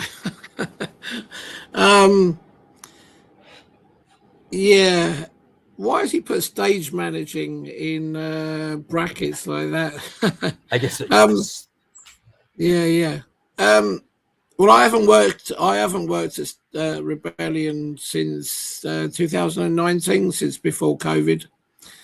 I was, until then, the longest serving stage manager. I did more than 25 years, I think. Wow. No, it was great. I love it. Yeah, no, it was great. It kind of worked well for Rebellion because lots of bands knew me and I knew them. It was quite an easy job in some ways, And yes, as Paul said, I did collect a lot of T-shirts from bands, but I was in a position to do that. I'd pay for them. Well, at least an offer. But yeah, I haven't done Rebellion for a while now, so I loved my time there, but I did like 25 years, I think. Wow. It's yeah, I mean, before it was called Rebellion, it was Holidays in the Sun, and then there was something else. Oh yeah, I remember Holidays in the Sun. I didn't realize that was the same. Yeah, no, and I was stage manager in Australia. No, not Australia. Dublin, Vienna, maybe Holland, I think, as well. Was that like a job? Were you a stage manager, like at venues? Yes. Is that No, I was the stage manager. I got paid for it. Yeah. Well, I had to fucking tell all the bands, right, you got to fucking get off when I say so. So I, had to put a foot down. But fortunately, most people, nearly everyone, in fact, bit of respect. And I think people, you know, what I found is punk venues, most punk festivals, punk bands have a lot of respect for the stage manager, and you know, when you're told you've got 40 minutes and you've got to get off, people do. Yeah, and it's a respect thing. It's like you know that if you go over, you're really screwing the bands that are coming after you. And like, who wants? You know, that's not right. You know, who the fuck are you to do that? You know? Exactly. Yeah. It's not right. Is that right? Did you work at the Milky Way, the Milkweg? I didn't. Actually, I might have done. Yeah. I think I might have been stage manager there for one of the Rebellion festivals. Actually, yeah, could have done. Yeah. Screaming 180. Rebellion Festival is one of the best festivals a music punk fan could attend. It's absolutely brilliant. It is. I've never been there. You've never been there? I never have. Well, it's incredible. Yeah. Well, we're gonna try to play. We have a new record coming out, and we're getting some momentum. We're gonna come over there and start playing next year. So hopefully, you know, at some point we'll play it. Yeah. Okay. Well, if you'll come over and you need gigs down this way, maybe I can help you. Okay, thank you. Good question, RS. Was there a local record store in the neighborhood you grew up in? Yeah, it was called Rounder Records. Mm-hmm. And it wasn't where I grew up in. Where I grew up in when I was young and buying records, I was in Peacehaven. And we had to get on the bus. Me and Derek would get the bus to Brighton, go to Rounder Records and basically buy all the new punk singles. That was a great store. Yeah. But then you had one of the original Virgin stores. One of the original Virgin record stores was in Brighton. I'm not sure if it was the first, but it might have been the second. Wow. And that was in the old days when there was lots of hippies sitting down on beanbags and that's smoking spliffs. And Virgin was Richard Branson's store, right? Yeah. Yep. Mark Yoshi once again. Were there any early UK punk bands that you had a chance to see, but you didn't for whatever the reason? You couldn't make it out or the weather, and now you regret that? Fuck, I had a chance and I could have seen them, but I didn't. Okay, like I said before, I think I've seen pretty much every early punk band apart from the Sex Pistols. And as far as I'm aware, the Sex Pistols never played in Brighton in the 76, 77, 78 period. Yeah, okay, so I didn't go and see them when they reformed. Kind of regret that, but apart from that, no, I've seen everyone. You know, I was involved in this book that came out recently with some photographs that were gifted to me by a family friend, all these London 77 photos. And the photographer, Greg Smith, says the Sex Pistols just didn't play that much back then. They didn't play. It wasn't like they were playing all the time. They didn't play that much. Yeah, I think I think even if they had wanted to play, they couldn't. I think they were getting banned a lot. Yeah.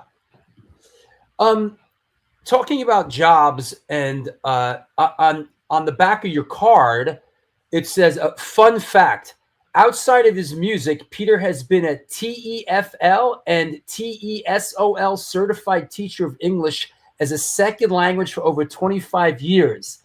His teaching is always done in a one-on-one capacity and in a fully immersive way that brings you into the home of Peter, his wife Connie, and daughter Lily Joy. All stays include 5 to 20 lessons per week, as well as outings and excursions and access to the family home, meals, laundry, computer, TV, telephone, and private bedroom. You are treated as a member of Peter's family and learn all throughout the day, so the learning never stops, even if the lesson has. Wow, Exactly. that's incredible, man. Tell us about that. Fuck this music thing. Tell us about that. Well, yeah, I'm a qualified English teacher. I've been teaching English to foreign students for a long time now. Some of that stuff, married to Corinne and daughter Lily Joy, I'm not with them at the moment, you know. But no, I teach English to foreign students. They come and stay with me, maybe a week, 2 weeks, 3 weeks. Basically, I do all the cooking and basically I'm their bitch. Right. While they're here, but then I'm also teaching as well. And yeah, that's what I do. At the moment, most of my students are online. I haven't had any students for staying here for 2 years. Right. That may be because of this fucking Brexit thing. Yeah. That kind of fucked up things for students coming over to England. And that came on the heels of the COVID thing, right? Brexit was before COVID. Was it? So COVID didn't help. But I'm a qualified English teacher and I teach students. That's awesome. English. Well, that's arrive as students, leave as punk rockers. Indeed, yeah, that's the funny thing. Yeah, I mean, I'm not going to lie. There are students who have come over, and basically, I think they're not really students; they're test tubes fans. They just want to hang out in my house for. Is that right? Yeah, I think so. I don't care, you know. They pay me, so. Yeah. It's like what do they call that? It's like a meet and greet. Yeah, it's like a meet and greet. That's cool. Let's do one or two more, and I'll cut you loose. I know it's getting late there. XVX 35. Does Peter remember their free gig in Belgrade about 10 to 20 years ago? It was so crowded that it was almost impossible to breathe normally. My clothes were so sweaty, it felt like I'd been swimming. Yeah.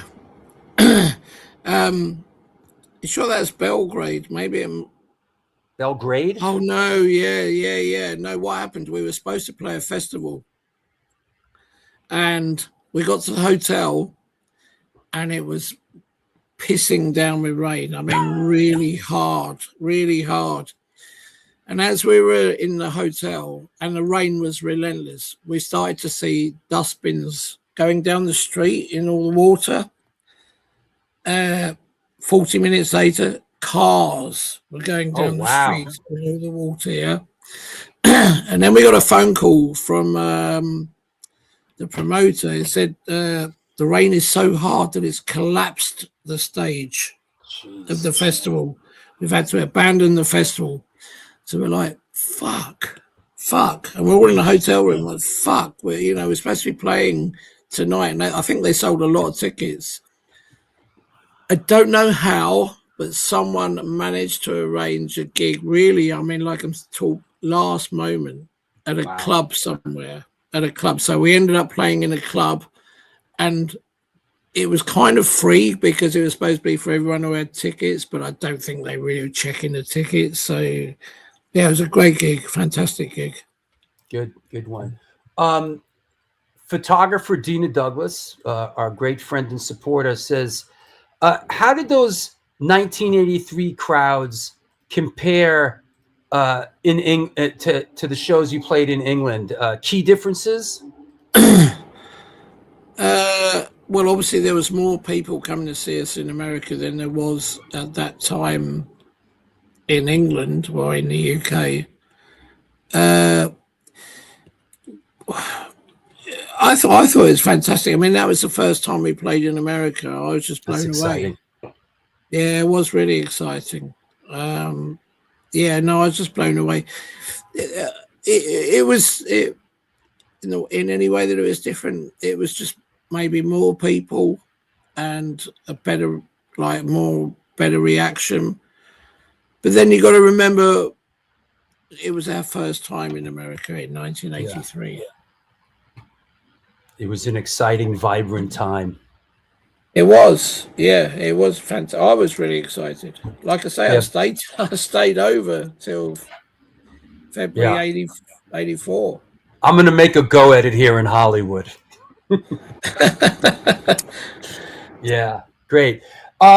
Let's just, the future, as we wrap it up here, thoughts on the future. What would you like to see happen? How would you like to see things play out? Just a reminder, everybody, that their Peter and the Test Tube Babies is going to be in Germany in a couple days, actually. But plans for the future, Peter? Well, as I said earlier, we're writing new material, so hopefully next year we will release a new album. I'm still really excited about playing in countries we've never played before, and next year we're going to be playing in Bosnia for the first time, and possibly Romania. We've never played there. And what would be really good, because we get a lot of fans writing to us from America, it would be to try and get back into America, but it really needs someone to help me with the visa application. You need a sponsor. Yeah, that's it. I need a sponsor. I mean, I was speaking to Jock from GBH the other day, and he said he was refused entry again, even though he's refused entry a long time ago and then got back in again. But the last time he couldn't get in. We just played with them in San Francisco, and he didn't make it over. He wasn't there. Yeah. I was talking to him on Saturday. Yeah. So the problem is I don't think that the problem is us, i.e. the musicians. I think the problem is your fucking immigration system, really, to be honest. Yeah, it seems to be pretty heavily scrutinized. Things changed. Well, you know what I heard? Waddy might be next. Yeah. Well, you know what I heard on the news today? That apparently America now, they're thinking that when you apply for a visa, you have to show 5 years of your social media. This is what I heard on the news today that is being considered, which wouldn't surprise me at all. What happens if you don't have social media? I'm not on Facebook. I'm not on Instagram. I don't know any of all that shit. Yeah. Yeah, there's a lot of that going on now. The only way to do it is with the app on your phone, and it's like, I don't have a smartphone. What if someone doesn't have a phone? I mean, certain people don't want to be involved in any of that. You know? Yeah, that's crazy. It's insane and only getting crazier. So yeah, exactly. Well, hey, thanks, Peter. Is there anybody you want to shout? Is there anybody you want to thank on the way out? Well, what I'd really like to say is thank you to all the people in America who support us, and I'm really sorry that we haven't been there for a while. You know, I would love to come back, but I just really think I would probably get refused entry. Like I said just now to Drew, I need probably some help to get a visa. But thank you very much for supporting us. And I'd like to say thank you to everyone else all around the world that have supported us. We were in Canada earlier this year. Last year we were in Australia. We're going all over the world. It's just a shame that we can't come to America. We'll get you. We'll get you back here. It's gonna. I know. It's very true. It might take it. It might take until the next regime comes in. You know? I think what it might take is you, Drew, to be the immigration officer at the airport on the same desk that I walk through. I'm going to sort it all out. I'm going to sort you out. I'm going to sort Jock out. You know, right. I'm about sure the UK subs? Yeah. I got Charlie on. It's happening to all you guys. That's why Waddy's not even going to try. He knows better. He's like, fuck it. I'm not even going to try. Exactly. Yeah. All right, Peter. Let's talk soon, and all the best in your endeavors, my friend. Thank you. Well, I'm happy to come back and do another show whenever you want, man. Absolutely, man. Fun. We'll talk to you soon. Okay, nice one, Drew. Thank you. Good night. Cheers, Take care. man. Bye-bye. There you have it. Another one in the books. Peter Bywaters of Peter and the Test Tube Babies. Let's bring back our friend and sometime co-host, Lori Dawn. Hello. That was a really good show. Very cool book. I really enjoyed his company. He was a fantastic fella, and I really enjoyed his company. Yeah, and I hope somebody out there in our audience could maybe help with the immigration, you know? Yeah, it's got to be some trick to it. It's crazy, man. I mean, I read the whole backstory with him, what happened, and yeah, it sucks, man. Listen, they're stopping kids that have been adopted, you know? Yep. Hey, Zipperhead Steve. Yo, shouting out Zipperhead Steve. Thank you so much, Steve, for all the years that you have supported this show and reposted on Instagram. And man, I can't thank you enough, Steve. Yeah. You know, great show, Drew, especially for us Brits. Hey, listen, he was a great guest. Thanks for staying awake. Yeah, thanks for staying awake.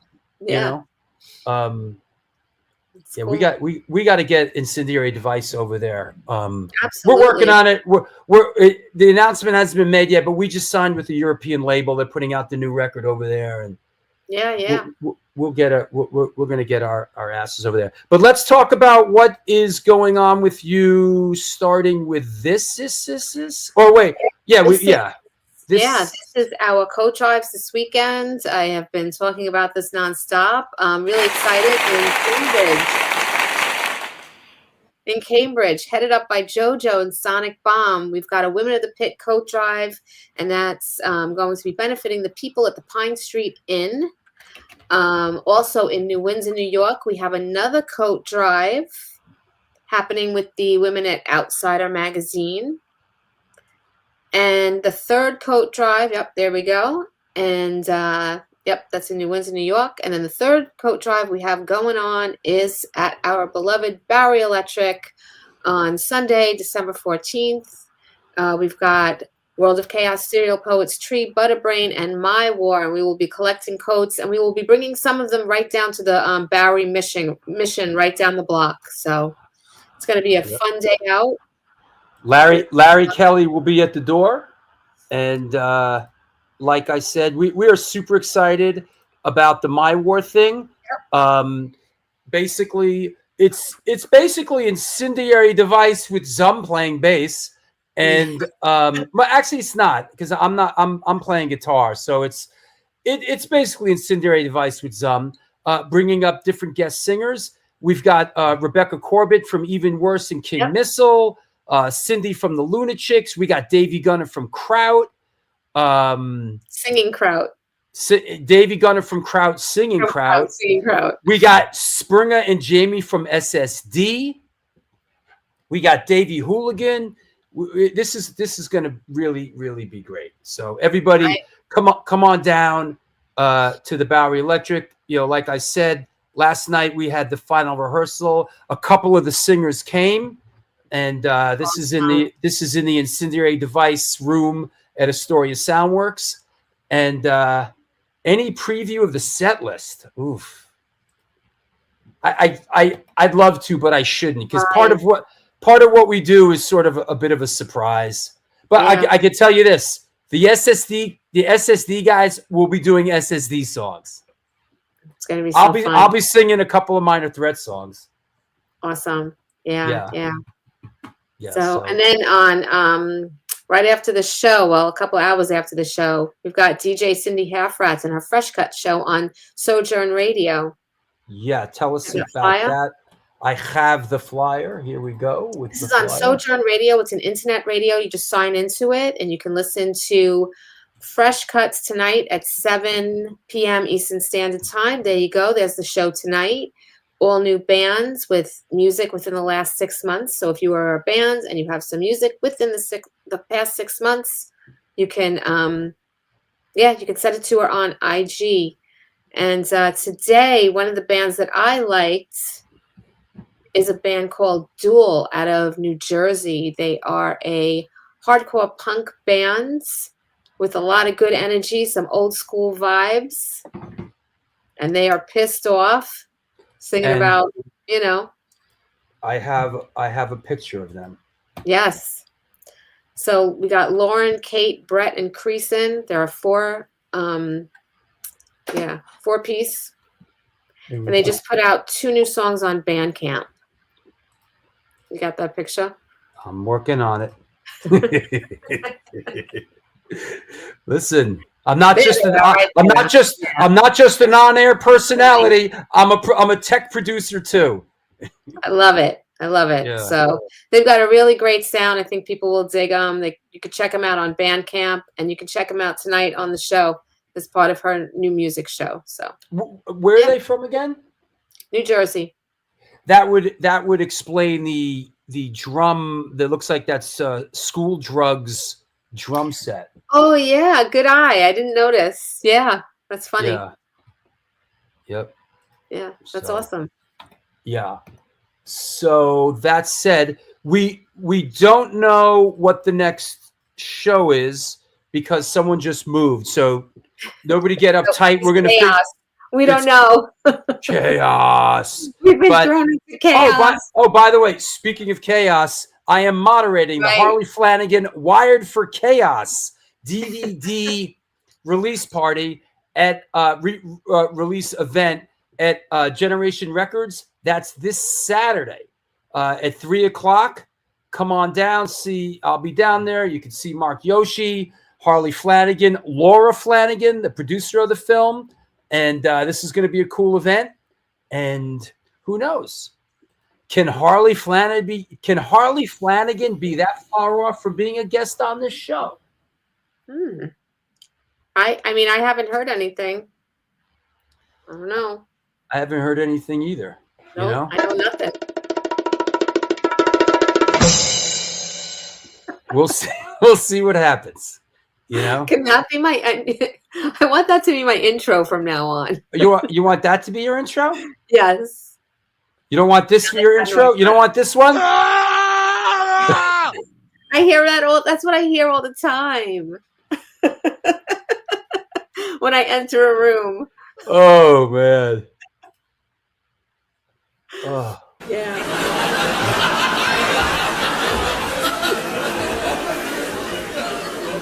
That's what we need for this. Yeah. It is. It's long. Jesus, long. Riotous laughter. Hey, Frankie Too Far, what's up, bro? Oh, nice. Come down to the My War show. Yeah. Yep. So. All right. Well. Good. Good stuff. We'll see you on Sunday. You're coming down Saturday, and we'll see you on Sunday. Yes, I will be driving down from the Cape. Drew, have you given High Viz a listen yet? One of the best to come out of UK just now. Send me a link, will you? I've just been very busy saving the galaxy from imminent destruction, and I haven't really had the time to listen to new bands. Yeah, it was good seeing you too, Frankie. Absolutely. I saw Frankie at the Stigma show. Stigma show was fantastic. It was a lot of fun. Yeah. That was like a real special New York show. It's like one of those. It's like it was a big deal. It was, and they really filled up Irving Plaza. It was very cool. Yeah, that's nice. I love that. Yeah. Very cool stuff. I think we covered. Everything. We got it all. We got it all. So, anybody, High Viz will be right in your lane. Send me the link, will you? Yeah, I did see the Haywire show with Dickie Barrett singing. Yep. Oh, that was insane. All those toys that they collected. Really beautiful. Dickie Barrett's the man. I'm trying to find a nice outro for Lori Dawn. Let me see what the choices are here. All right, I'm going to shout out my team over at Women of the Pit. Lisa, Cindy. Choo choo, I'm going away. Jojo, Holly, Lindsay. We'll all be collecting coats, so. All right. We'll see you. We'll see you out on the ball field. I'll see you Sunday. You'll be there for the sound check? Absolutely. I'll be checking sound. Okay. Have a good night. All right. I'll talk to you later. Bye, everyone. All right. Woo! There you have it. Another one in the books. That was the New York Hardcore Chronicles Live. A lot of fun. I want to thank our guest today, Mr. Peter Bywaters from Peter and the Test Tube Babies. Fantastic guest. We wish him well out there in Germany. Love the band. I think we covered everything. Of course, now everybody's sending me stuff and blowing me up. Okay, we're good. Hey, what can I tell you that you don't already know? Do good things and good things will come to you.